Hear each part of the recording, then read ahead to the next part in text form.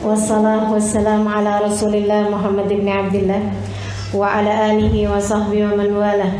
Subhanaka la ilma lana illa ma 'allamtana innaka antal alimul hakim. Rabbi shrah li sadri wa yassir li amri wahlul 'uqdatan min lisani yafqahu qawli, amma ba'du. Alhamdulillah, saudari-saudariku sekalian yang saya muliakan, dan kita kajiannya pada hari ini adalah mengenai dosanya telinga, yaitu tutup telingamu, tenanglah hidupmu, gitu ya. Nah, sebelum kita awali, marilah kita baca suratul Fatihah sekali lagi. Kita minta keberkahan dari ilmu kita minta kemanfaatan yang Allah Subhanahu wa taala berikan. Semoga saja sebagaimana mudah bagi teman-teman untuk mendengarkannya, dimudahkan pula untuk dapat mengamalkannya. Sebagaimana mudah-mudahan Allah mudahkan bagi saya untuk menyampaikannya, Allah mudahkan pula bagi saya untuk dapat mengamalkannya dalam kehidupan. Dan mudah-mudahan sebagaimana kita semuanya dihadirkan pada hari ini untuk mendengarkan kajian ini, semoga saja di hari akhirat nanti kita dikumpulkan dengan baginda Nabi besar Muhammad sallallahu alaihi wasallam dimasukkan ke dalam surganya. Amin ya rabbal alamin. Al-Fatihah biniyatin nafa' wal intifa' wal mudzakarah wat tadhkir ibtigha' mardatih wa qurbih wa thawabi wa husnil khatimah ma'al lutfi wal afiyah wa salahil aqibah wa ila hadratin Nabi Muhammad sallallahu alaihi wa ala alihi wa sahbihi wasallam. Al-Fatihah. Ar-Rahmanir-Rahim, Maliki yaumiddin. Iyyaka na'budu wa iyyaka nasta'in. Ihdinas siratal mustaqim. Siratal ladzina an'amta 'alaihim ghairil maghdubi 'alaihim waladdallin. Amin. Saudariku sekalian yang saya muliakan, Allah Subhanahu wa taala berfirman dalam Al-Qur'an, "Innas sam'a wal basara wal fuada kullu ulaika kana anhu mas'ula." Innas sam'a, sesungguhnya pendengaran, wal basar, dan penglihatan, wal fuad, dan juga perasa, yaitu hati, kullu ulaika kana anhu mas'ula, semua dari perkara-perkara tersebut akan ditanya oleh Allah Subhanahu wa taala, kau pergunakan untuk apa saja waktu hidupmu di dunia. Mata, telinga, hati, lisan, tangan, kaki, semua anggota tubuh kita akan datang waktunya dimintai pertanggungjawaban oleh Allah Subhanahu wa taala. Kalau kita nggak mulai dari sejak sekarang lebih menjaga terhadap anggota tubuh kita, mau mulainya dari kapan? Kayaknya udah harus periksa-periksa, karena saudaraku sekalian, umur yang tersisa belum tentu lebih panjang dari umur kita yang sudah kita jalani. Kalau masih mau bandel-bandel terus-terusan, kapan mau baiknya? Kalau nggak bersegera untuk memperbaiki diri, saya nggak yakin kita masih dikasih kesempatan oleh Allah Subhanahu wa taala untuk melakukannya di esok hari. Ibarat orang nyasar nih, kita nih udah harus cepet-cepetan putar balik. Kalau diterus-terusin takutnya jadi kelamaan, akhirnya jadi kejauhan, nggak keburu buat berada di tempat yang semestinya, gitu ya. Nanti udah waktunya pulang kepada Allah Subhanahu wa taala masih ngelibet di situ aja, masih sesat aja, masih salah aja, masih bandel aja, masih durhaka aja. Ya Allah, ya Allah. Nanti kalau pas hari anggota tubuh kita dimintai pertanggungjawaban sama Allah, mau jawab apa kita nanti? Maka emang udah harus dipikir-pikirkan. Udah dosa mata kita udah harus hindari benar-benar. Udah kita bahas di pertemuan yang lalu. Sekarang dosa telinga juga. Saudaraku sekalian, kita harus menjaga telinga kita. Kenapa? Yang pertama, karena telinga adalah amanat dari Allah Subhanahu wa taala untuk kita jaga. Hadiah dari Allah. Kita nggak ikut-ikutan bikin gendang telinga. Kita nggak ikut-ikutan bikin daun telinga. Ya, kalau daun pintu sih masih ada yang bikin. Tapi kalau daun telinga ada nggak? Nggak ada nih. Nggak ikut-ikutan bikin kita. Semuanya udah diatur sama Allah Subhanahu wa taala, dan subhanallah, keajaiban semesta Allah Subhanahu wa taala berikan di telinga kita. Teman-teman sekalian, kecil aja bendanya. Bagian mendengarnya tuh yang di dalam tuh kecil aja. Akan tetapi sebegitu kecilnya menangkap semua jenis suara, dan kemudian memprosesnya, mengirimkannya ke dalam akal kita, sehingga begitu kita dengar kita faham, gitu ya. Kita dengar kita tahu, oh ini suaranya orang nangis, berarti dia lagi sedih. Oh ini suaranya orang nangis, tapi kelihatannya nangisnya nangis terharu. Oh ini suaranya orang nangis, tapi kelihatannya nangisnya bukan terharu, bukan sedih, nangis kesel. Sama-sama nangisnya, tapi subhanallah telinga kita sebegitu pekanya langsung mengirimkan kepada otak kita, sehingga kita tahu jenis tangisan pun rupanya berbeda-beda. Tawa juga begitu. Ya, kedengeran suara tawa nih teman-teman sedikit sekalian. Kita kedengeran suara ketawa, ada yang ketawa seneng, ada yang ketawa mengejek, gitu kan ya. Ada lagi yang ketawa apa? Ketawa sedih, ada nggak? Subhanallah. Bahkan ketawa sekalipun, begitu ya, itu tuh bisa beda-beda. Ketawanya bayi bisa menyenangkan kita dengar di siang hari, tapi bisa jadi sesuatu hal yang menakutkan kalau kita dengar di malam hari, terutama kalau di rumah tersebut nggak ada bayi. Horor ya. Jadi teman-teman sedikit sekalian, luar biasa sekali telinga kita ini dalam masalah mendengarkan suara-suara. Kita bisa bilang, wah ini suaranya enak bener nih. Wah ini suaranya bikin pusing. Nah ini suaranya empuk.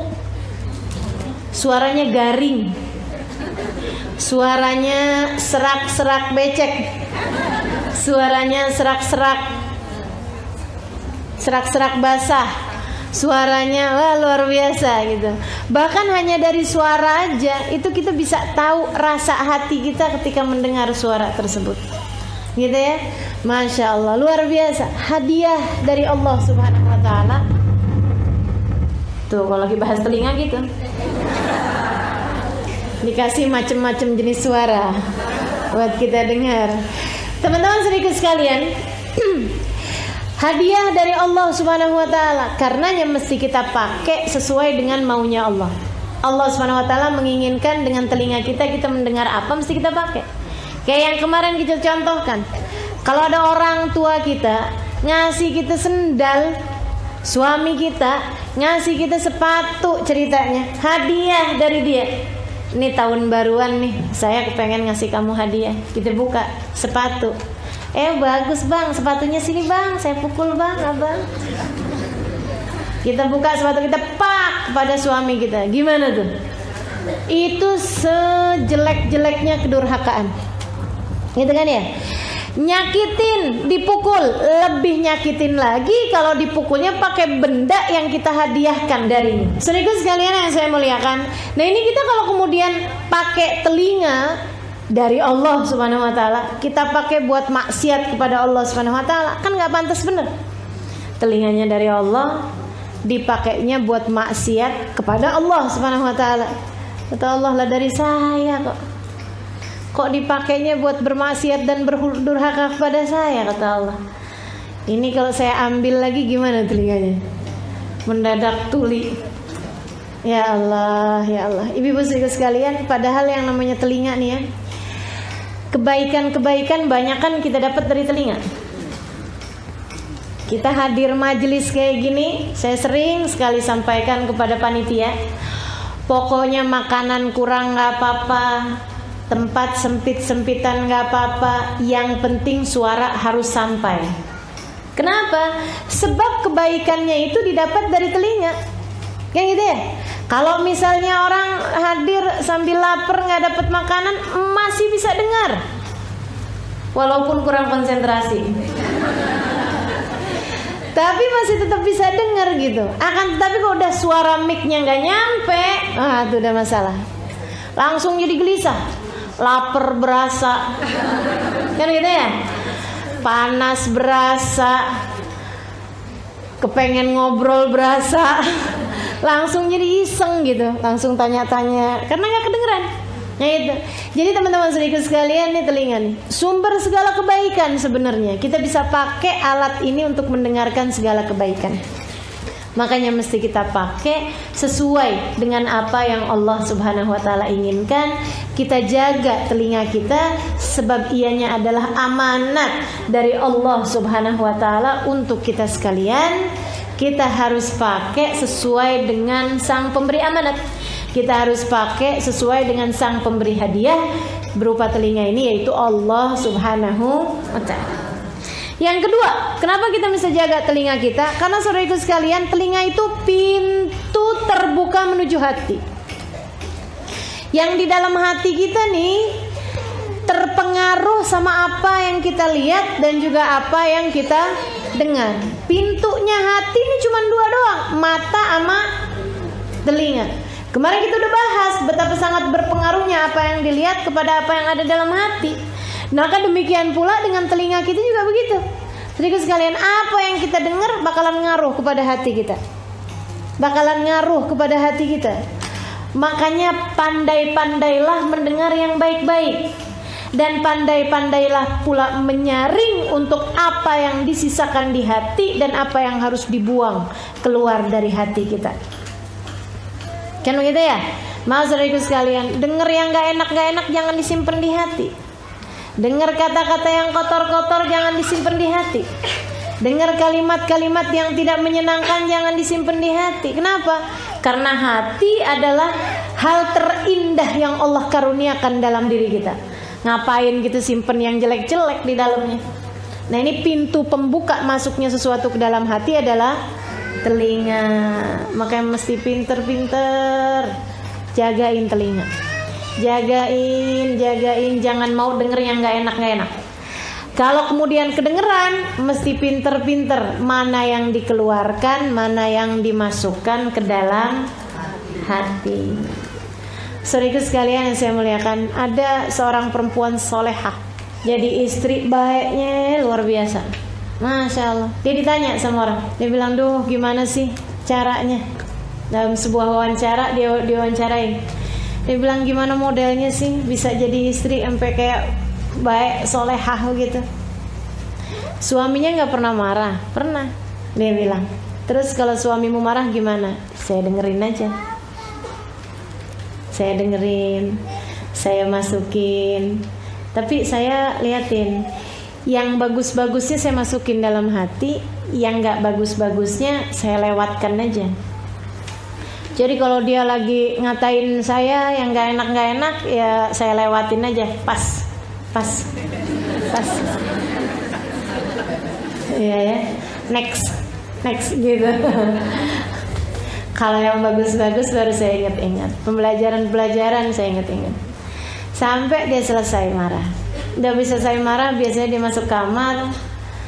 Habis dia masuk kamar, berapa menit kemudian saya pergi ke dapur.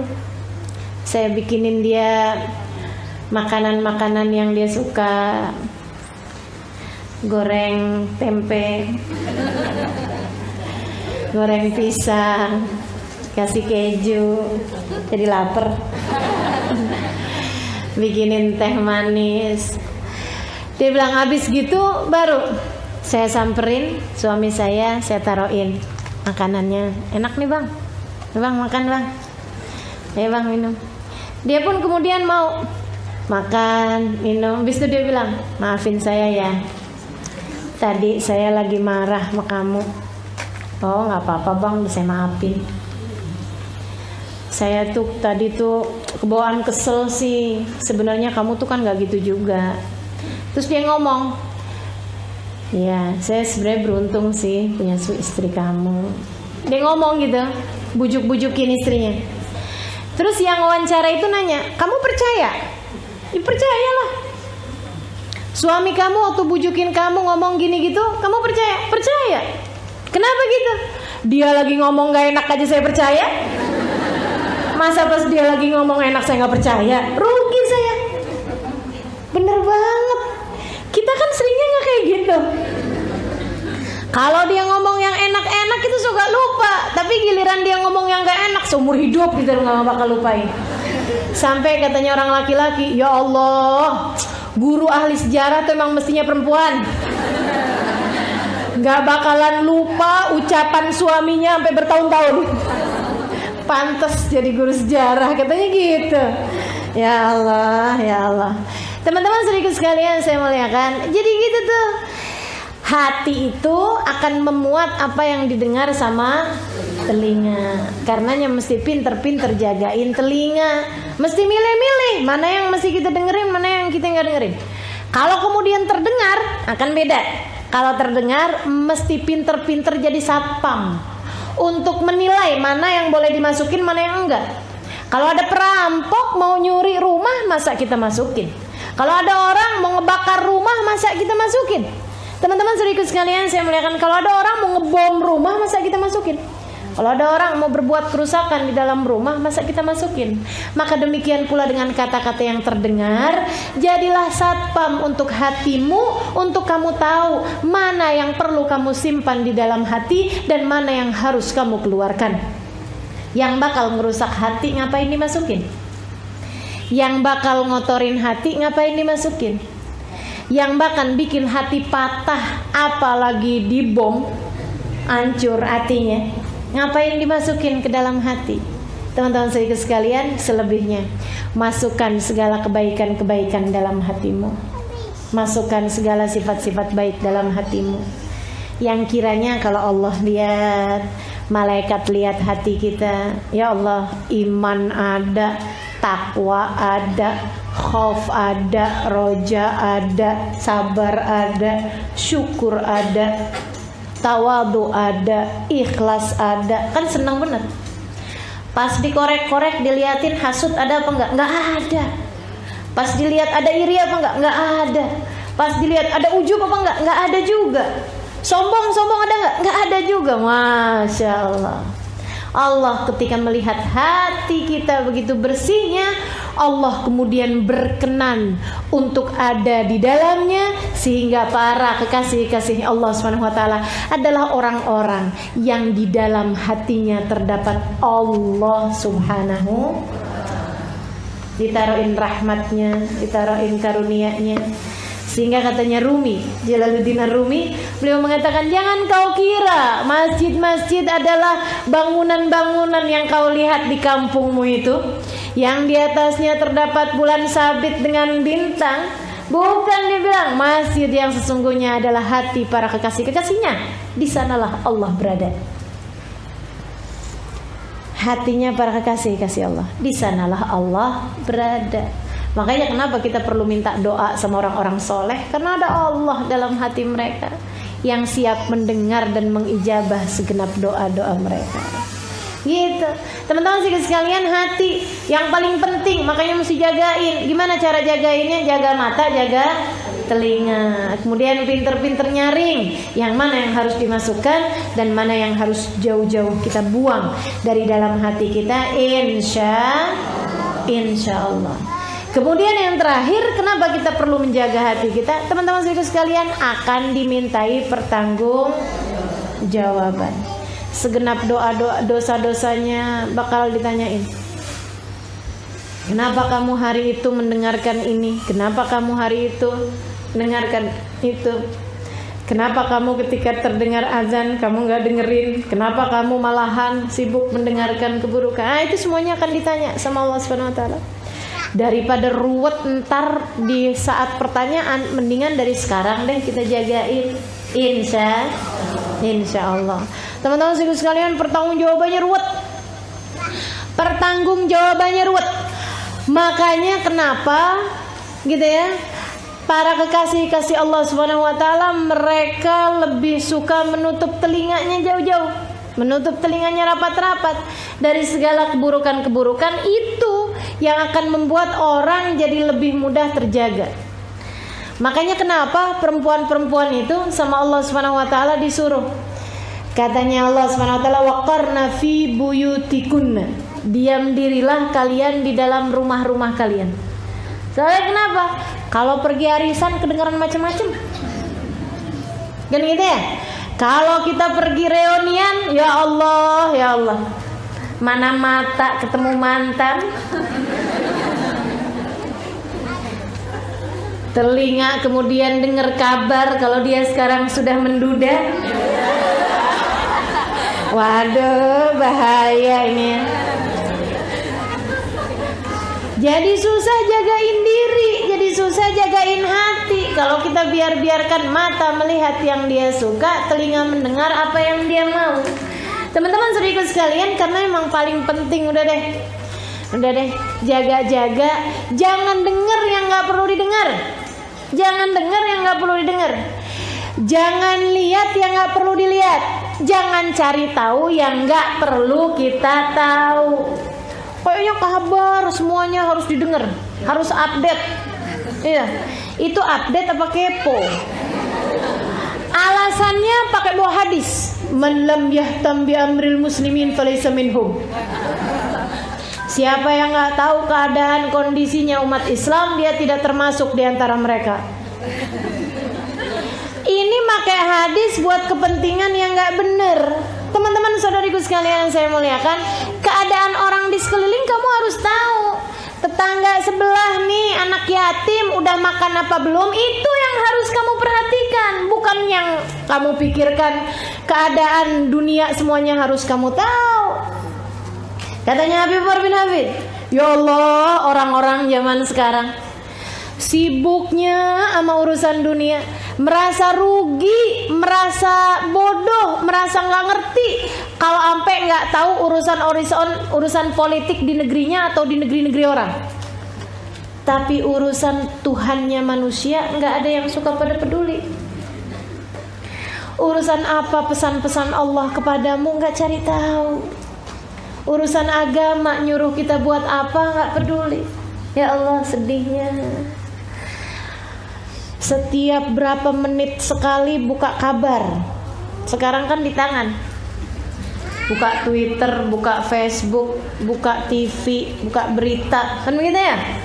Update semuanya. Tapi Quran sampai pada berdebu. Nggak pernah dibaca. Kalaupun dibaca, sama sekali nggak punya rasa penasaran terhadap apa isinya. Ini kan sedih nih. Sedih bener ya. Ya Allah, teman-teman sekalian, mudah-mudahan Allah jaga seluruh anggota tubuh kita. Amin ya Rabbal Alamin. Pertanggungjawabannya bukan ringan di mata Allah. Karenanya mesti kita jaga benar-benar telinga kita agar mendengar sesuatu yang baik, insya yang di dalam hati terpengaruh sama apa yang didengar. Makanya Bu, pernah ada satu cerita. Ada orang di kampung bikin lomba naik apa tuh namanya, panjat pinang. Kabarnya sekarang haram hukumnya ya. MUI mengeluarkan fatwa hukumnya haram panjat pinang. Karena katanya MUI yang benar bukan dipanjat baru dipinang, tapi dipinang baru dipanjat. Oke lah. Receh ya saya ya. Saya ikut sekalian, saya udah serius-serius katanya, dikirain beneran gitu ya. Teman-teman saya ikut sekalian, di satu tempat ada orang bikin acara panjat pinang. Wah, tinggi bener dibikinnya, 50 meter. Sampai tinggi lah pokoknya gitu kan. Teman-teman saya ikut sekalian, oh nggak ada yang berhasil, padahal di atas tuh dikasih hadiah pergi umroh misal. Semuanya nih pada nggak berhasil.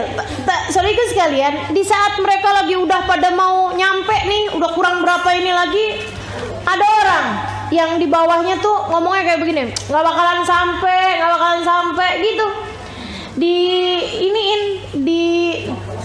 Dikomporin kayak nggak bakalan berhasil gitu. Akhirnya nggak ada yang berhasil. Ada seseorang yang kemudian ketika dibilang bakalan sampai, kamu nggak bakalan sampai, dia naik terus aja sampai nyampe ke ujung, dia yang dapat hadiah. Wah, girang dia. Begitu turun, orang-orang heran gitu. Kenapa kok kamu tuh padahal udah digitu-gituin sama orang-orang tapi tetap aja gitu. Oh, emang orang-orang lagi gituin saya ya? Saya kan budak.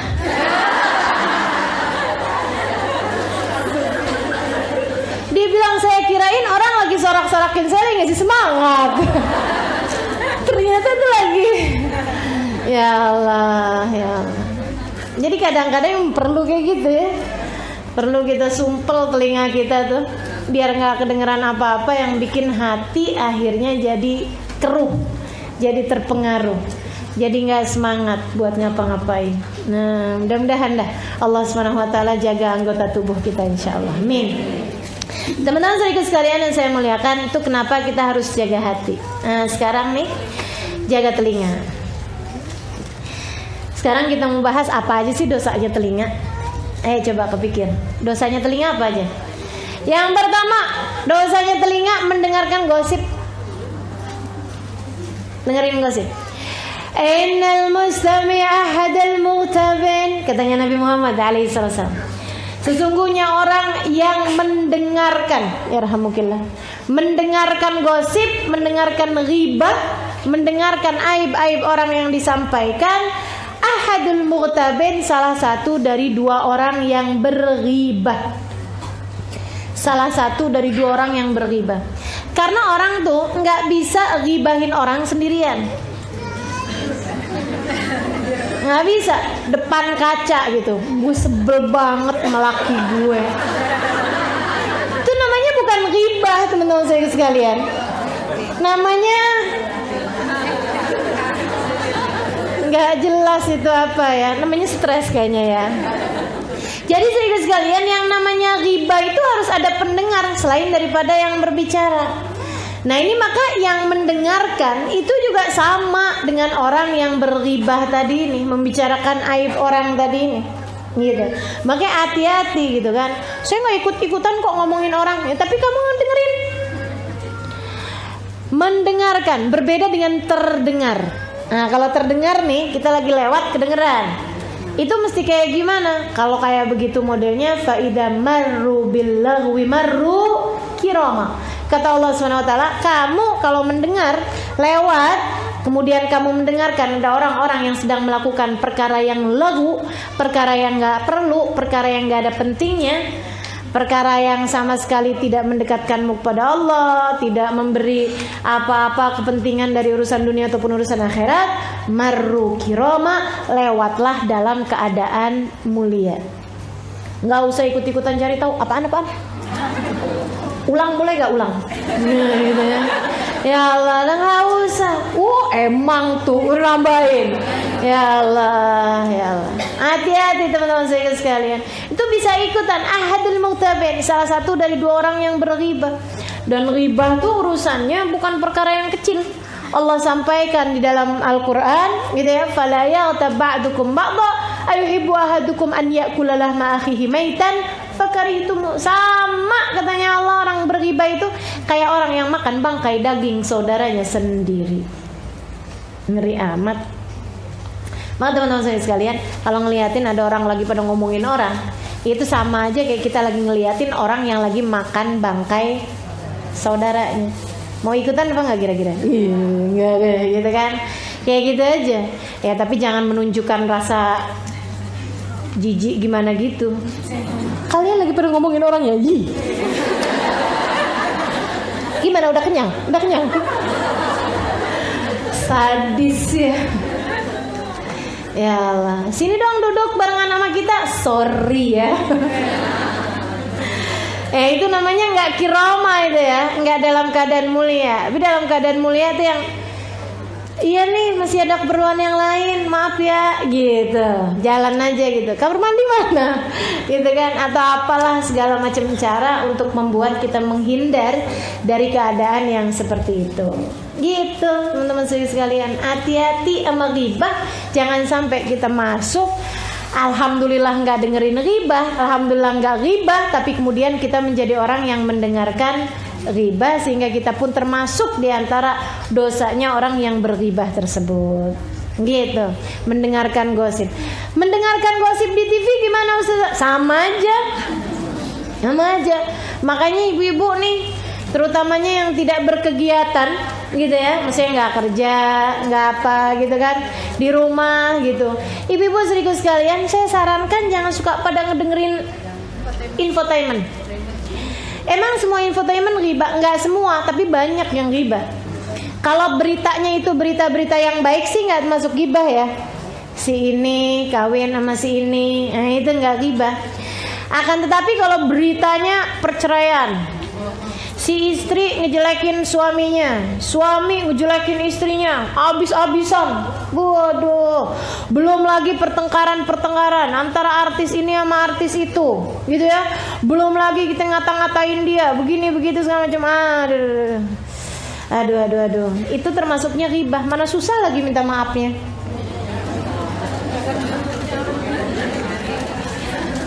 Kalau berita-berita yang kayak pejabat korupsi gitu-gitu kita dengerin ghibah apa enggak? Sebenarnya sih ghibah bukan ya teman-teman. Sebab la ghibata li fasikin, tidak termasuk ghibah terhadap orang fasik yang sudah kefasikannya jelas. Kalau udah terbukti dia memang korupsi, kemudian kita liatin sekedar pembelajaran, sekedar tahu, silakan aja. Kan begitu ya? Akan tetapi kalau sudah menjurus kepada hal-hal yang berbau ghibah, udah deh saudariku sekalian, aib orang ada, tapi kita kan juga belum tentu nggak punya aib. Malahan bukan kayak begitu, aib kita nggak kalah banyaknya.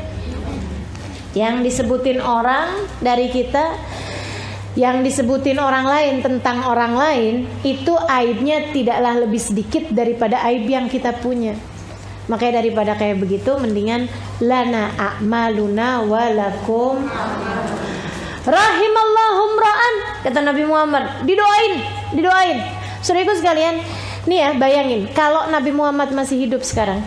Kalau Nabi Muhammad masih hidup sekarang, pengen ketemu apa enggak? Banget ya. Kalau ketemu mau ngapain?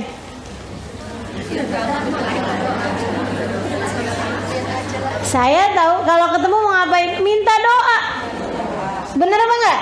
Kalau ketemu kita mau minta doa sama Nabi atau ngajak selfie. Aduh, ini ya orang-orang zaman sekarang nih, ketemu sama siapapun ngajak selfie. Saya bisa ngebayangin, untung Nabi Muhammad udah nggak ada nih. Nabi Muhammad ada nih, ya Allah. Rasul sebentar, cepet. Nggak asik banget kita caranya memperlakukan ulama-ulama kita ya.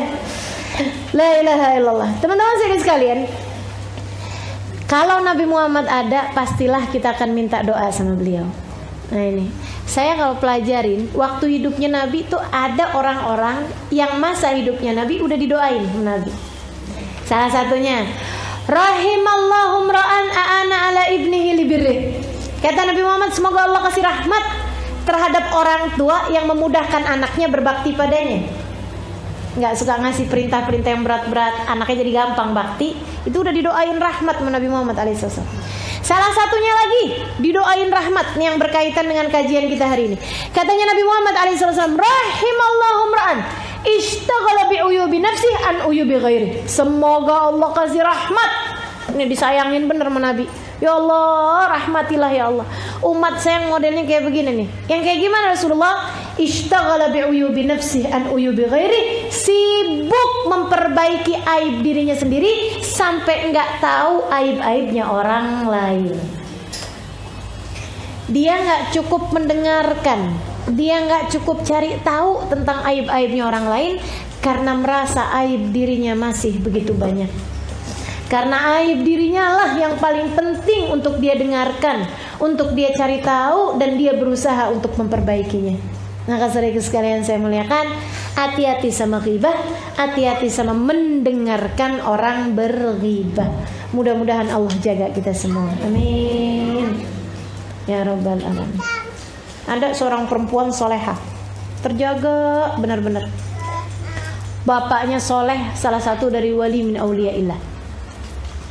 Satu hari si anak perempuannya bilang, "Mbak, izin dong Mbak, mau ngapain?" "Mau hadir kondangan, ketemu sama teman-teman, ngeliat-liatin orang di kampung. Kok kayak saya nggak pernah hadir gitu." Kata abahnya, "Duh nak, nggak aman. Nanti kamu tuh akan mendengarkan orang ghibah, akan ngomongin orang akhirnya." "Oh enggak Pak, nggak ada. Insya Allah. Abah tahu kan, saya juga emang orang berusaha buat hati-hati." Coba aja gitu, coba. Kata abahnya, "Coba nak, kamu gak pengen ngomong apa-apa? Enggak, saya mau rapi, jagain mulut. Coba kamu minum air, kamu taruh air dalam mulut kamu, ayahmu doa. kalau sampai ada yang enggak baik yang kamu dengar, termasuk dalam urusan dosa, ketika keluar nanti, ketika pulang nanti airnya udah jadi darah, udah jadi najis. Ya, bismillah. Dia masukin air ke dalam mulutnya sedikit. Jadi dia pergi nih, hadir ke undangan. Teman-teman sekalian, aman, dijagain hatinya, bener-bener nggak ngomong nggak apa. Namanya ada mulut, ada air di mulutnya, nggak bisa ngomong juga. Kalau ngomong kan airnya keluar. Jadi dia aman, jalan aja gitu, liatin, hatinya terjaga. Setiap lihat orang, lihat ingetin kebaikannya, ini itu segala macam, nggak dengerin orang ngomong nggak enak. Pulang-pulang, coba kamu buka ini, jadi darah. Kok bisa ya Bah ya? Kata si anaknya. Kok bisa nih?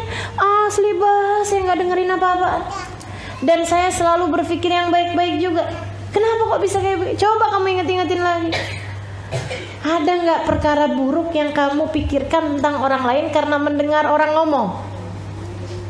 Ingat. Iya sih Bah, ada juga ternyata. Apaan itu? Saya ada ngelihat orang masuk ke dalam rumah tersebut, masuk ke dalam acara tersebut, yang satu pendek, yang satu tinggi. Yang pendek bajunya kepanjangan. Yang tinggi bajunya kependekan. Jadi orang-orang pada ngomong, bajunya kebalik. Mestinya kan yang mana bakal baju kena ya. Gitu. Saya begitu ngelihatnya, iya gitu. Segitu doang, teman-teman sekalian. Ya Allah. Itu kalau orangnya denger kira-kira seneng apa sedih? Sedih. Itu aja tuh. Udah termasuk diantara dosanya telinga. Gimana dengan kita nih? Kalau keluar udah gak aman aja. Jangankan keluar, di dalam rumah pun gak aman. Ya Allah, emang mesti benar-benar minta sama Allah buat dijagain telinga kita. Mesti pinter-pinter jaganya. Ya, jadi itu. Yang pertama dosanya telinga adalah mendengarkan gosip. Kemudian dosanya yang kedua. Nah nih, saudaraku sekalian, mendengarkan musik-musik atau lagu-lagu yang mendatangkan kepada fitnah. Nggak semua lagu, nggak semua musik nggak boleh didengerin atau nggak bagus didengerin. Nggak apa-apa. Tadi itu ada musiknya, ya kan ya? Tapi semuanya adalah sholawat, semuanya adalah suatu hal yang mendekatkan kita insya Allah kepada Nabi besar Muhammad alaihissalam, mendekatkan kita kepada surga. Terus yang model kayak gimana? Tuh yang orang-orang pada dengerin tuh lagu-lagu yang artinya mengarah kepada fitnah, mengarah kepada khana, mengarah kepada perzinaan. Saudaraku sekalian, saya muliakan, ngelihat judulnya aja sudah serem. Cinta Satu Malam. Sudah modelnya kayak gimana tuh? Belum denger saya tuh lagunya. Kayak gimana tuh lagunya? Sedih bener kan, baru ngelihat judulnya udah sedih bener. Itu hal-hal yang mendekatkan orang kepada perzinaan. Kekasih gelapku. Itu maksudnya apa tuh? Maksudnya pacaran sama lampu lagi mati. Kekasih gelap sama listrik mati. Teman-teman saudaraku sekalian, jadi semua hal-hal yang orang ketika dengernya tuh mendekatkannya kepada perzinahan, itu tidak diperkenankan untuk kita dengar. Yang kalau setiap kita dengar jadi melayang-layang pikiran, jadi keingetan sama yang ibu-ibu nih, keingetan zaman-zaman muda. Yang adik-adik jadi keingetan sama si fulan bin fulan, gitu ya. Waduh, itu dia tuh, nggak baik tuh. Itu yumbitun nifaq, katanya Nabi Muhammad alaihissalam. Lagu-lagu yang mengarah kepada perzinahan seperti itu menumbuhkan kemunafikan di dalam hati, seperti mana musim penghujan menumbuhkan jamur. Cepet. Sementara lagu-lagu yang mendekatkan kepada pujian kepada Allah, pujian kepada Rasulullah, gitu ya, itu menumbuhkan keimanan. Seperti musim penghujan menumbuhkan pohon. Cepet apa lama? Lama, tapi kuat. Saudara sekalian, makanya mesti sering-sering dengerin yang baik-baik, karena itu pohon imanmu lagi disiramin, gitu. Nyiramin kebaikan-kebaikan itu ya.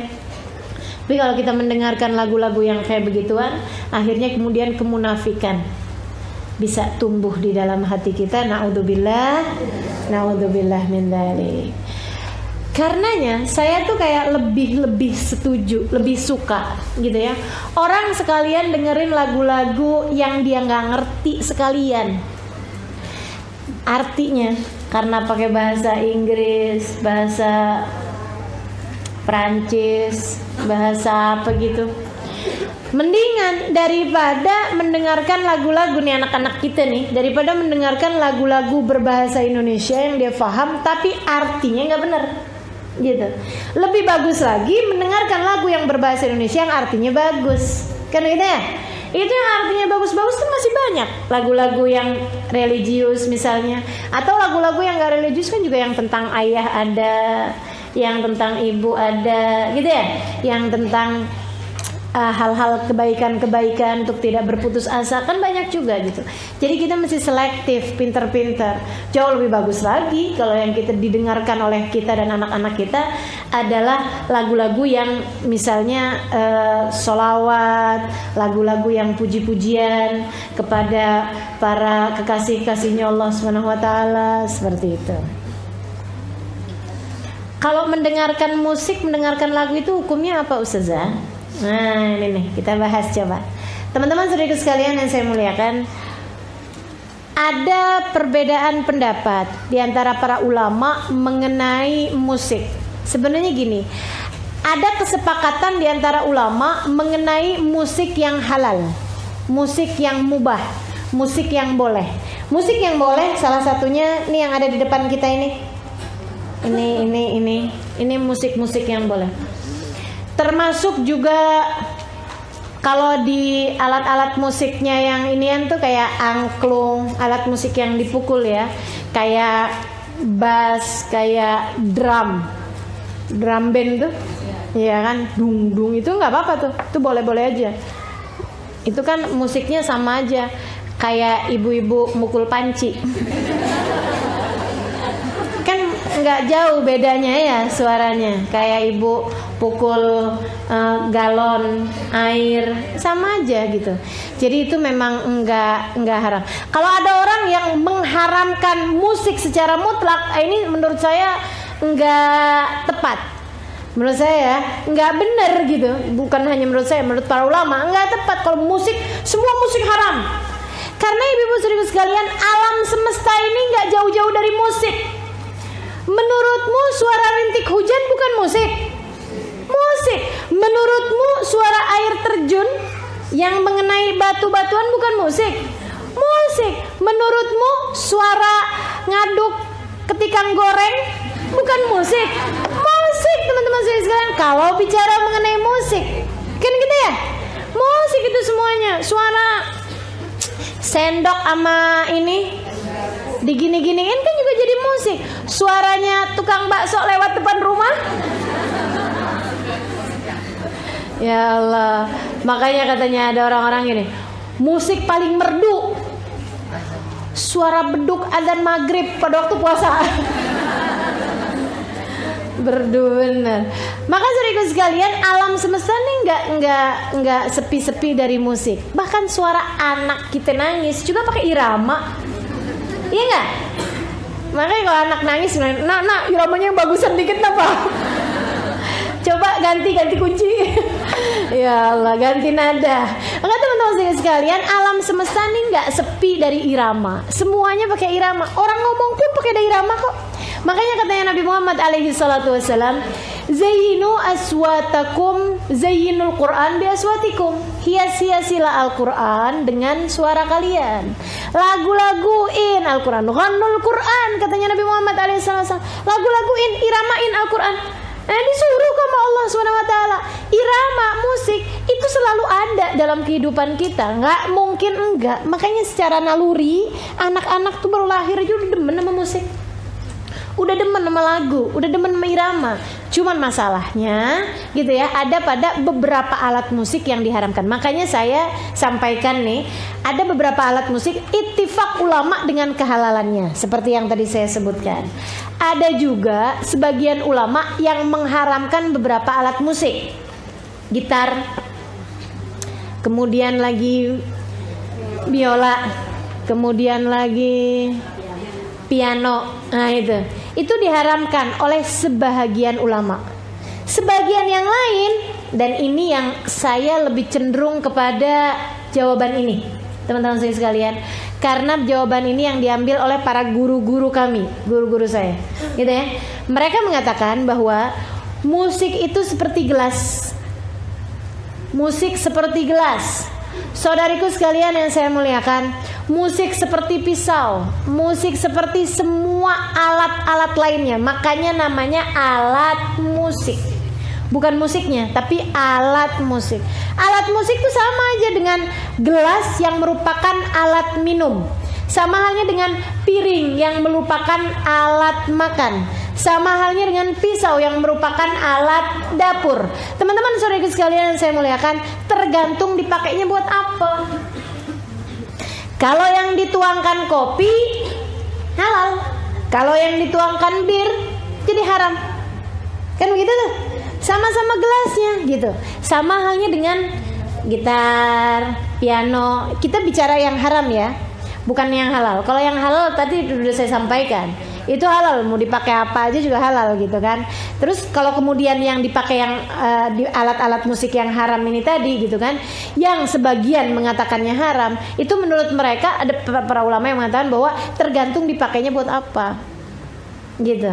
Kalau dipakainya untuk mengiringi lagu-lagu yang baik secara liriknya gitu ya, apalagi jika itu adalah pujian kepada Nabi Muhammad, misalnya Mahir Zain, kan nyanyi ada alat musiknya, misalnya Abdus Salam Al-Maghribi, Hamadah dan lain sebagainya. Para munsyid itu juga banyak yang pakai alat musik kayak piano gitu kan ya. Di kita juga ada beberapa penyanyi-penyanyi religi yang artinya bagus-bagus gitu, yang bisa mengingatkan orang, menyadarkan orang. Nah ini teman-teman saudaraku sekalian, kalau kemudian dipakainya si gelas tadi ini kayak begitu, ya hukumnya malah justru jadi bagus. Kalau itu bawa keindahan sehingga orang lebih mau mendengarkan, orang lebih senang bersolawat, kan gitu ya, nggak apa-apa. Tapi begitu diisinya khamr, itu tadi, kalau lagu-lagu itu kemudian dipakai untuk mengiringi musik-musik tersebut dipakai untuk mengiringi lagu-lagu yang gak benar, lagu yang mendekatkan kepada fitnah, lagu yang mendekatkan kepada perzinahan, maka itu hukumnya adalah haram. Sama halnya dengan gelas tadi diisi khamr gitu ya, diisi minuman keras. Bukan haram gelasnya, bukan, tapi yang haram adalah isinya. Sama halnya dengan musik tersebut, bukan haram musiknya teman-teman sekalian, akan tapi yang haram adalah liriknya, syairnya, apa yang disampaikan di dalam lagu-lagu tersebut. Nah gitu ya. Baik teman-teman saudaraku sekalian saya muliakan, itu hukum tentang musik, itu hukum tentang lagu gitu ya. Kemudian yang diharamkan juga, kita mesti pinter-pinter jagain dosanya telinga. Yang pertama tadi mendengarkan ghibah, yang kedua mendengarkan musik-musik atau lagu-lagu yang mengarah kepada perzinahan, kepada syahwat, kepada fitnah. Kemudian yang ketiganya mendengarkan sesuatu yang mendekatkan kepada perzinahan walaupun bukan musik. Dan ini mulai nih, ada banyak modelnya zaman-zaman sekarang. Makanya mesti dihati-hatiin, terutama buat ibu-ibu nih yang pada punya anak-anak remaja, mesti dijauh-jauhkan dari hal-hal yang berbau-bau pornografi. Itu bisa merusak otak. Kabarnya kerusakan yang ditimbulkan lebih besar daripada kerusakannya otak disebabkan karena narkoba. Begitu. Kayak phone sex yang begitu-begitu loh. Maksudnya kayak dengerin suaranya. Kalau buat laki-laki itu saya nggak paham ya. Tapi kalau buat perempuan mah kayak yang nggak terlalu ngaruh gitu. Buat laki-laki biasanya, gitu kan. Ada kayak gitu-gitulah, mendengarkan suara perempuan yang mendesah, yang mendesah-desah gitu ya. Nah itu semuanya hukumnya adalah haram. Karena perbuatan zina itu yang haram bukan hanya zinanya, akan tetapi segala sesuatu yang mengarah kepada perzinahan. La taqrabuz zina innahu kana fahisyatan wa sa'a sabila. Kemudian saudaraku sekalian, yang juga merupakan dosanya telinga, mendengarkan omongan orang yang gak kepengen didengerin, nguping, nyensor, kemudian lagi mendengarkan percakapan-percakapan yang orangnya gak kepengen didengerin. Itu hukumnya adalah haram, gitu kan. Orang lagi berantem suami istri kita dengerin, yasma'un kalaman wahum lahu karihun, mendengarkan sesuatu dan mereka nggak kepengen suara tersebut didengerin. Karenanya kemudian menjadi haram orang bertiga kemudian dua orang berbisik-bisik, itu haram hukumnya. Jadi kalau kita lagi bertiga gitu ya, kemudian dua orang, satu sama dua, A sama B gitu ya, bisik-bisik dengan mengindahkan si C. C-nya jadi nggak tahu kan apa yang dibisikin, itu hukumnya haram. Kenapa bisa kayak begitu? Karena kan akan melukai perasaannya si C. Dan lagi pula orang kayak begitu tuh ibu-ibu sekalian, walaupun apalagi saling kenal ya, nggak kenal aja langsung jadi ngeliatin dirinya, kenapa nih saya? Merasanya dia yang lagi diomongin. Padahal bisa jadi bukan begitu, kan gitu ya? Bisa jadi bukan dia yang diomongin. Tapi kalau udah yang namanya berbisik-bisik di tengah tiga orang, dua orang A sama B bisik-bisik, itu hukumnya haram. Karena melakukan sesuatu hal yang membuat si yang ketiganya menjadi tersakiti. Termasuk juga diantaranya adalah kalau ada orang lagi ngomong sesuatu yang nggak kepengen didengar, kita jangan coba-coba untuk cari tahu, cari dengar gitu ya. Apaan nih?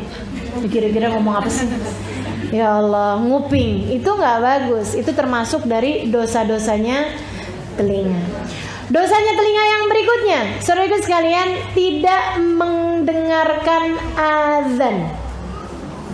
Jadi kita kalau lagi ada azan itu kita bisa dengerin. Hukumnya wajib untuk mendengar azan dan menjawabnya. Kalau kedengeran azan, dengan beberapa persyaratan. Satu, syaratnya azannya live, azannya secara langsung. Jadi kalau azannya itu suaranya di handphone, itu kan memang udah tersimpan, bukan live kan. Nah itu nggak wajib dijawab, nggak wajib didengerin, gitu ya.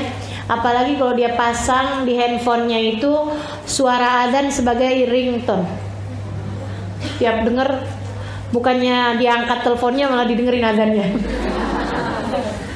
Kelakuannya. Allahu Akbar, Allahu Akbar. Marhaban bil qailatan. Tiap denger azan bukannya dijawab teleponnya, malahan dijawab azannya karena suara panggilannya azan. Jadi teman-teman sekalian, suara azan itu wajib didengarkan, satu kalau dia adalah live secara langsung. Kemudian yang kedua, memang waktunya azan. Walaupun suaranya live secara langsung memang ada orang azannya, nggak wajib didengarkan. Kalau kemudian engkau lagi dengerin lomba azan, gitu ya. Tiap orangnya azan, marhaban bil qailatan, marhaban bisalatin, Allahu Akbar, Allahu Akbar, Allah, terus jadi jawabin azan karena lagi jadi juri. Ya enggak tuh. Jadi yang sesuai dengan waktunya. Satu, live. Kedua, sesuai dengan waktunya. Yang ketiga, suara adzan yang terdekat. Jadi kalau walaupun live tapi suara adzannya itu jauh, atau suara adzannya itu beruntun. Banyak kan ya. Kadang saya, apalagi kalau deket rumah kita dengan musola, dengan masjid, suara adzan satu kedengeran, itu nggak semuanya wajib kita jawabin. Akan tetapi kita wajib mendengarkan yang terdekat. Kalau sama-sama dekatnya, sama-sama jelasnya, kita wajib menjawab hanya yang pertama. Jelas ya? Jadi kalau suara adzan berturut-turut, yang wajib kita dengarkan hanyalah yang pertama. Kalau kemudian jelas suara adzan yang pertama.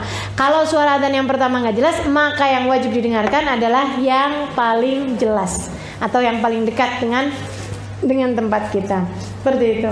Jadi teman-teman saudara sekalian, ini mengenai adzan. Dan kalau kita bicara tentang adzan nih, saudara sekalian yang saya muliakan, ada beberapa hal yang kita sunnah untuk lakukan ketika suara adzan terdengar. Pertama, ketika dengar suara adzan, Allahu Akbar, kita disunnahkan untuk mengatakan marhaban bil qaili adlan, marhaban bis salati ahlan wa marhaban. Marhaban bil qaili adlan, marhaban bis salati ahlan wa marhaban. Nah itu, dicatat kebaikan-kebaikan yang banyak tuh. Apalagi jika diiringi dengan rasa sukacita. Alhamdulillah, ketemu duhur lagi, sholat lagi, alhamdulillah. Ketemu asar lagi, alhamdulillah. Marhaban bil qaili adlan, marhaban bis salati ala marhaban. Selamat datang wahai yang menyampaikan panggilan yang paling adil, panggilan yang terbaik. Selamat datang wahai salat, selamat datang penghadapan kami kepada Allah Subhanahu wa taala. Gitu. Teman-teman sekalian, dengan rasa sukacita. Saya alhamdulillah sukacita ketika mendengar adzan maghrib di bulan Ramadan. Semuanya kayaknya ya. Tapi kalau buat rasa senang setiap kali mendengar adzan, ini memang urusannya sama hati, teman-teman sekalian. Kita masih lebih sering kalau dengar adzan gini, udah duhur aja. Ntar kedengeran asar, udah asar aja, perasaan baru aja duhur. Kayak waktu kejar-kejaran banget, cepet banget gitu jalannya. Maka saudara sekalian, itu kita sunnah tuh. Habis itu kemudian Allahu Akbar, kita dengerin, kita jawabin yang sama. Asyhadu an la ilaha illallah, kita dengerin, kita jawabin yang sama. Asyhadu an la ilaha illallah. Asyhadu anna Muhammadar Rasulullah, kita dengerin, kita jawabin yang sama. Kemudian kita cium. Ini satu amalan berfadilah yang disampaikan oleh para ulama-ulama kita. Ya, kalau dicari hadisnya kayaknya nggak ketemu. Sekurangnya sampai sekarang saya belum nemu hadisnya. Tapi silahkan diamalkan karena fadilahnya indah. Siapa yang waktu kedengaran azan asyhadu anna Muhammadar Rasulullah, dia cium dua jarinya seraya mengatakan marhaban bi habibi wa qurrat aini Muhammad sallallahu alaihi wasallam, kemudian mengusapkan di dua matanya, insya Allah seumur hidupnya nggak akan kena kebutaan, nggak akan buta dan nggak akan menjauhkannya dari sakit mata. Insya Allah jauh dari sakit mata, gitu ya. Jadi yang lagi pada sakit-sakit mata, yang harus pakai kacamata, gitu ya, atau yang ngerasa takut nih jangan-jangan ntar buta nih, udah baru umur segini aja udah kacamatanya tebal bener. Nah, coba tuh diamalkan itu. Setiap kali dengar asyhadu anna Muhammadar Rasulullah, kita cium dua jari kita, dua jempol kita, jempol tangan ya, jempol tangan sendiri ya. Ntar jempol tangan orang lagi kita cium. Sambil bilang marhaban bi habibi wa qurrat aini Muhammad sallallahu alaihi wasallam. Kemudian kita usapkan di kedua mata kita. Kemudian lakukan yang seperti itu 3 kali berturut-turut. Kebayang nggak? Kebayang ya? Jadi begitu. Asyhadu anna Muhammadar Rasulullah. Marhaban bi habibi wa qurrat aini Muhammad sallallahu alaihi wasallam. Marhaban bi habibi wa qurrat aini Muhammad sallallahu alaihi wasallam. Marhaban bi habibi wa qurrat aini Muhammad sallallahu alaihi wasallam. Nah itu. Kenapa bisa ada kayak begitu? Nah ini disebutkan, ada sejarahnya teman-teman. Dulu tuh Nabi Allah Adam alaihissalam ketika ditinggalkan di surga, yang pertama kali Allah ciptakan kan sebenarnya di antara para nabi-nabi secara ruhnya, secara cahayanya bukan Nabi Adam, akan tetapi Nabi kita Muhammad sallallahu alaihi wasallam. Katanya Jabir bin Abdullah, ya Rasulullah, bi abi wa ummi akhbirni an awwal syai'in khalaqahu Allah qabla al-asya. Qala ya Jabir, inna Allah khalaqa qabla al-asya nura nabiyyika Muhammadin sallallahu alaihi wasallam min nuri. Katanya sahabat Jabir bin Abdullah, "Du Rasul, saya mau nanya dong nih. Menurut saya penting bener nih, saya pengen tahu apa yang pertama kali Allah ciptakan sebelum segala sesuatu." Katanya Nabi Muhammad, "Wahai Jabir, yang pertama kali Allah ciptakan sebelum segala sesuatu adalah cahayanya Nabi Muhammad sallallahu alaihi wasallam. Allah ciptakan dari cahayanya Allah." Jadi ketika Allah kemudian menciptakan jasadnya Nabi Allah Adam alaihissalam, Allah simpankan cahaya tersebut. Pertamanya di kening. Nabi Adam heran aja, kenapa nih semua orang ngeliatin kening dia gitu. Kenapa sih Allah, kan belum ada kaca ya? Kenapa semua orang ngeliatin kening saya? Karena ada cahayanya Muhammad, aku simpankan di keningmu. Ya Allah, pindahin apa? Gak enak nih saya. Katanya Allah SWT, oke, baik, dipindahin. Dipindahin kemana? Teman-teman saudaraku sekalian, dipindahin kedua jari. Dua jarinya Nabi Adam, dua jempolnya Nabi Adam, jempol tangan. Nabi Adam seneng liatin. Ini apa ya Allah? Cahayanya Nabi Muhammad yang kau minta pindahin dari dahi ke jempol. Wah, Masya Allah. Marhaban bi habibi qurrat aini Muhammad sallallahu alaihi wasallam. Gitu katanya Nabi Adam alaihi salam. Gitu ya.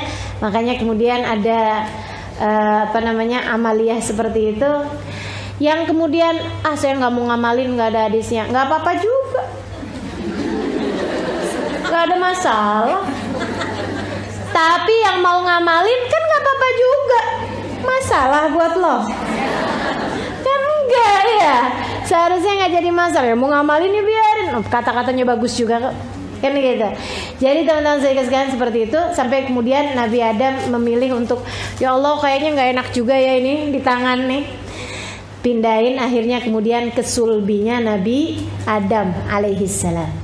Teman-teman saudara sekalian yang saya muliakan, itu mengenai azan. Nanti kalau sampai di hayya 'alas shalah, hayya 'alal falah, kita jawabin dengan mengatakan la haula wala quwata.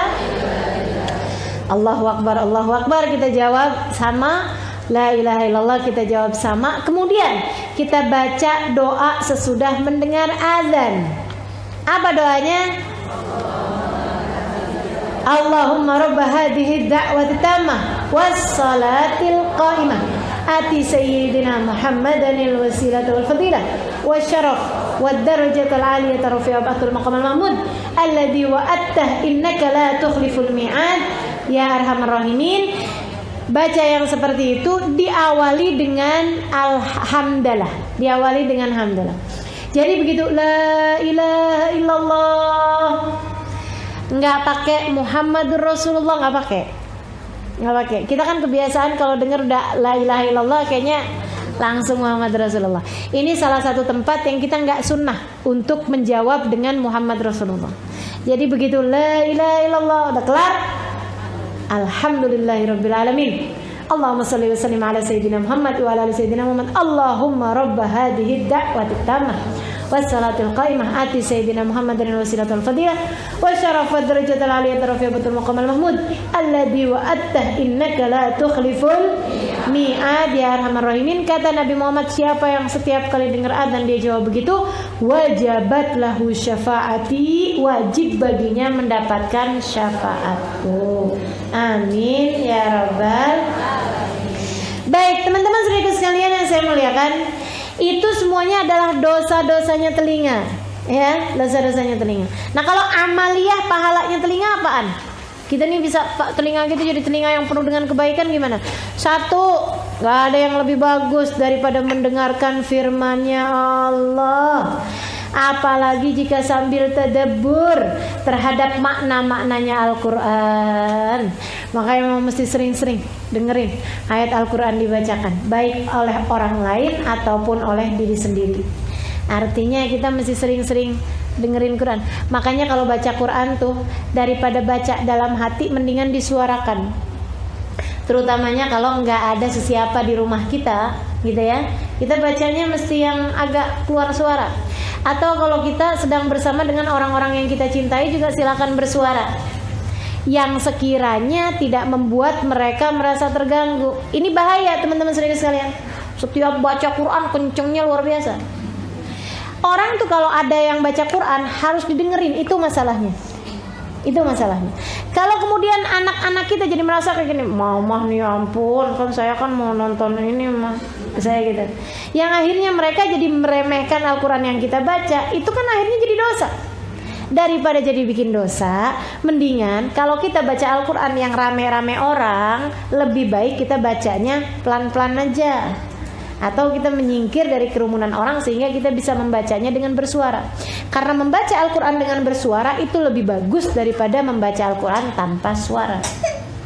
Dan karena memang teman-teman saudaraku sekalian yang saya muliakan, kenapa kita kalau membaca Al-Quran sunnahnya bersuara? Paham maksudnya bersuara? Kan bisa aja saya baca Al-Quran kayak gini, gitu, boleh aja gitu ya. Atau boleh juga Bismillahirrahmanirrahim, Alhamdulillahirabbil alamin, Arrahmanirrahim. Itu namanya bersuara. Nah itu sunnah walaupun kita sendirian, apalagi ketika bersama dengan orang-orang yang kita sayangi. Sunnah untuk membaca Al-Quran tuh keluar suaranya, agar kitanya sendiri mendengar suara Al-Quran yang kita baca, sehingga telinga kita mengerjakan ketaatan kepada Allah Subhanahu wa taala berupa mendengarkan Al-Qur'an. Yang kata Allah Subhanahu wa taala, "Idza quri'al Qur'an fastami'u lahu wa ansitu la'allakum turhamun." Apabila kalian dibacakan Al-Qur'an, maka kalian dengarkan dengan seksama dan diamlah, la'allakum turhamun, maka kalian akan dirahmati oleh Allah Subhanahu wa taala. Gitu. Jadi dengerin Al-Quran baik ketika sedang dibacakan oleh orang lain ataupun sedang dibacakan oleh diri sendiri. Itu adalah merupakan salah satu dari amalan-amalan yang paling bagus dilakukan oleh telinga kita. Yang lain, dengerin kayak yang teman-teman sedang kerjain. Ya, dengerin mudzakarah, dengerin peringatan-peringatan, dengerin nasihat-nasihat agama, dengerin pelajaran-pelajaran ketika sedang disampaikan. Itu semuanya merupakan makanan-makanan buat hati kita. Itu tuh kayak lagi makan nih teman-teman, kayak gini nih. Sekarang nih lagi dengerin ya. Yang saya ditinggal tidur lain lagi. Yang ngedengerin nih teman-teman sekalian, nih kayak lagi makan nih, lagi makan. Ini kayaknya sekarang udah mulai kelihatan kenyang nih. Gitu ya. Jadi saudara sekalian, itu makanan yang kayak beginian nih, ini cukup buat beberapa hari. Begitu katanya Abu Dzar Al-Ghifari alaihi ridwanallah. Tergantung dari mutunya, tergantung dari kualitasnya. Satu pembicaraan itu akan menjadi makanan buat hati-hati kita. Abu Dzar mengatakan, bahkan dengan bersumpah, katanya beliau, sungguh demi Allah, ala tara al-jasad idza muni'a min ta'amihi thalathata ayyam yamut wa mithluhu al-qalb idza muni'a min ta'amihi thalathata ayyam yamut. Tidakkah kalian lihat, bukankah badan apabila terhalang dari makanannya 3 hari dia akan mati? Demikian pula dengan hati, kalau 3 hari enggak dengar-dengar kebaikan apapun dia akan mati. 3 hari katanya Abu Dzar. Katanya ulama yang lain mengatakan 1 minggu. Makanya laki-laki wajib dengerin khutbah Jumat sekurangnya seminggu sekali untuk menjadi makanan buat hati mereka. Kita gimana? Kita ngaji. Alhamdulillah perempuan di Jakarta nggak terima seminggu sekali, tiap hari jalan majelis. Alhamdulillah, gitu ya. Yang nggak di Jakarta gimana? Alhamdulillah juga sekarang bisa mendengarkan dari berbagai macam media. Ini kajian kita hari ini juga didengarkan oleh teman-teman. Nah itu juga mudah-mudahan bisa menjadi makanan buat hati-hati para pendengarnya. Walaupun sih mereka secara pahala banyakan yang duduk di sini, tenang aja. Karena yang duduk di sini nggak mungkin mendengarkan kajian saya sambil nyetrika. Yang di Facebook nih sambil nyetrika, sambil masak, pahalanya beda ya. Maka teman-teman sekalian, mendengarkan mudzakarah itu luar biasa banget. Bahkan ada para ulama-ulama yang ketika menyampaikan sesuatu, makanannya nih yang disampaikan nih cukup buat seumur hidup. Luar biasa benar. Ada seorang ulama ketika ditanya dia bilang, Sayyidina Hatim al-Asam salah ini ya. Ketika ditanya, oh, kau ini menjadi orang luar biasa kayak begini, gimana ceritanya Hatim? Emang dari kecil udah Masya Allah atau gimana nih?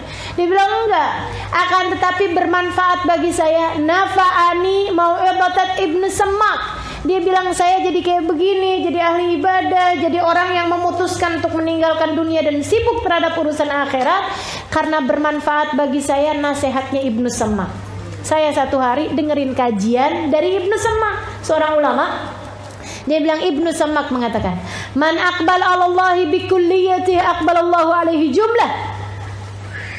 Man a'rad 'anillahi bi kulliyatihi 'aradallahu anhu jumlah, wa man kana sa'ah wa sa'ah kana Allahu lahu sa'ah wa sa'ah. Dia bilang, siapa yang menghadapkan dirinya sepenuh hatinya kepada Allah, Allah pun menghadapkan seluruh rahmatnya kepada orang tersebut.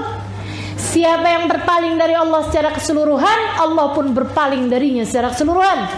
Dan siapa yang sesaat-sesaat, Allah pun baginya sesaat-sesaat. Dia bilang, saya mendengar itu, gemeteran jiwa saya, dan saya memutuskan untuk menghadapkan seluruh hidup saya yang tersisa kepada Allah Subhanahu wa taala secara keseluruhan. Dan itu yang membuat saya menjadi orang yang seperti ini sekarang. Luar biasa, dapat nasihat dikitan doang udah manfaat seumur hidup. Kita ini terima tiap hari dapat nasihat. Mudah-mudahan ya. Biar kata gimana juga mudah-mudahan ada yang nyampe. Bagaimanapun la yastawil ladina ya'lamuna wal ladina la ya'lamun. Enggak sama orang yang pernah dengar sama orang yang enggak pernah dengar sama sekali. Enggak sama orang yang pernah tahu dengan orang yang enggak pernah tahu sama sekali. Gitu ya. Apalagi yang bermanfaat, dengerin puji-pujian tentang Nabi Muhammad. Makanya teman-teman sekalian, kenapa saya paling suka tuh kalau majelis-majelis saya awali dengan kalau nggak sholawatan, kalau nggak maulidan, gitu ya, kalau nggak baca burda, puji-pujian kepada Nabi. Kenapa? Karena gini, inda dzikri salihin tanazzalatir rahmat. Ketika disebut nama orang soleh, turun hujan rahmat.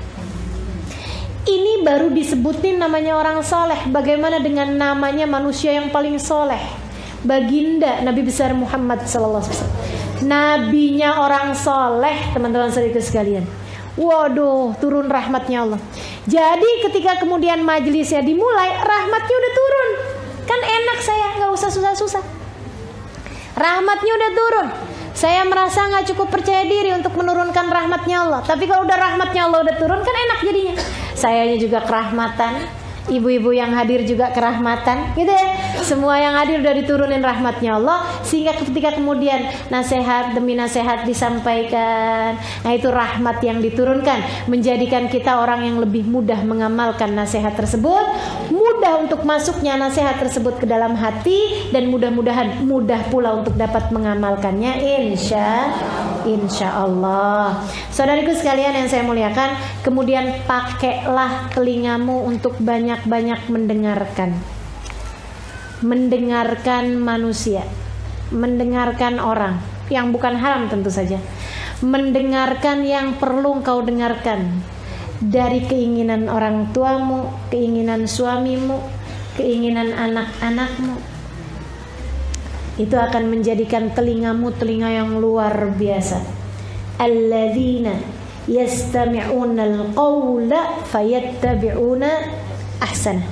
Fabashshir ibad, kata Allah, berikan kabar gembira pada hamba-hambaku. Siapa mereka ya Allah? Yang senang mendengarkan kebaikan dan mengamalkan yang terbaiknya. Gitu. Jadi istri akan jadi istri yang paling disayang sama suaminya kalau dia pandai mendengarkan suaminya. Apa maksudnya pandai mendengarkan? Kalau dia ngomong didengerin, itu iya juga. Teman-teman sekalian, kalau kita setiap kali dia ngomong kita dengerinnya bukan cuma pakai telinga, tapi pakai hati. Lama-lama kita akan bisa mendengarkan bahkan yang nggak pakai disuarakan sama suami kita. Dia baru ngelirik doang kita udah paham. Apa yang dia mau tuh kita tahu gitu. Kalau misalnya gitu, kalau ada tamu dia ngelirik saya sudah tahu, oh maksudnya sediain air. Gitu kan. Maka teman-teman saya sekalian, demikian pula dengan seorang ibu akan menjadi seorang ibu yang paling disayang sama anak-anaknya kalau dia pandai mendengarkan anak-anaknya. Bahkan yang nggak pakai disuarain, faham dia kenapa anaknya sedih, ngerti dia, udah nggak pakai ngomong, gitu ya. Lagi diajak jalan-jalan, anaknya ngelihat gerobak es krim, paham dia. Tahu langsung aja mau yang rasa apa nak gitu. Masya Allah, ini orang yang kayak beginian bakalan paham. Dan ini kan menjadi media komunikasi yang paling bagus. Teman-teman saudara sekalian, orang tuh dikatakan komunikasinya bagus bukan yang satu berbicara, yang satu mendengarkan, bukan. Lebih daripada itu, komunikasi yang terbaik adalah ketika seseorang bisa mendengarkan apa yang disampaikan oleh pasangannya, oleh mukhatabnya gitu ya, oleh orang yang berhadapan dengan dia, meskipun tanpa dia harus mengucapkannya. Nah, itu udah komunikasinya paling bagus tuh yang kayak begituan. Caranya gimana? Selalulah bertanya apa yang orang lain inginkan dari dirimu, bukan bertanya apa yang bisa saya dapat dari orang lain. Memberi gitu ya. Selalu aja gitu. Nanti lama-lama bisa tahu gitu. Jadi saya misalnya bisa paham gitu kan. Nih yang paling diperlukan sama jamaah kira-kira mendengarkan apa nih? Ini kayaknya pada ngantuk nih. Oh, kayaknya udah kepikiran sama mendung karena keingetan jemuran nih. Ada yang lagi mikir gimana cara pulangnya nih gitu. Mudah-mudahan udah bisa berhenti sebelum hujan turun nih. Gitu. Paham? Kenapa bisa begitu?